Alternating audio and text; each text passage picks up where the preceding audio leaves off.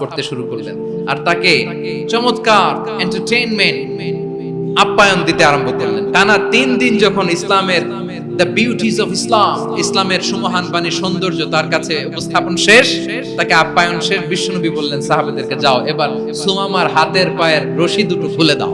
সাহাবারা তর্ক জুড়ে দিলেন, লা ইয়া রাসূলুল্লাহ, এমনটা করবেন না, তো ভয়ঙ্কর ভয়ঙ্কর খুনি, কি জানি কি হয়ে যায়। বিশ্বনবী বললেন, না, তার হাতে পায়ের রশিগুলো খুলে দাও।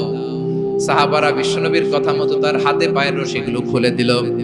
সুমামা মুহূর্তের মধ্যে মসজিদে নববী থেকে বের হয়, ইয়ামামায় ফিরে না যে মসজিদে নববীর পাশে একটা খেজুর বাগান ছিল সেখানে চলে গেলেন।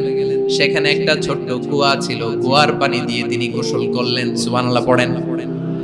কুয়ার পানি দিয়ে গোসল করে মসজিদে নববীর সামনে এসে বিশ্বনবী এবং সাহাবাদের সামনে দাঁড়িয়ে সাব্বাবা উঁচু করে বললেন, আশহাদু আল্লা ইলাহা ইল্লাল্লাহ ওয়া আশহাদু আন্না মুহাম্মাদান আবদুহু ওয়া রাসূলুহু।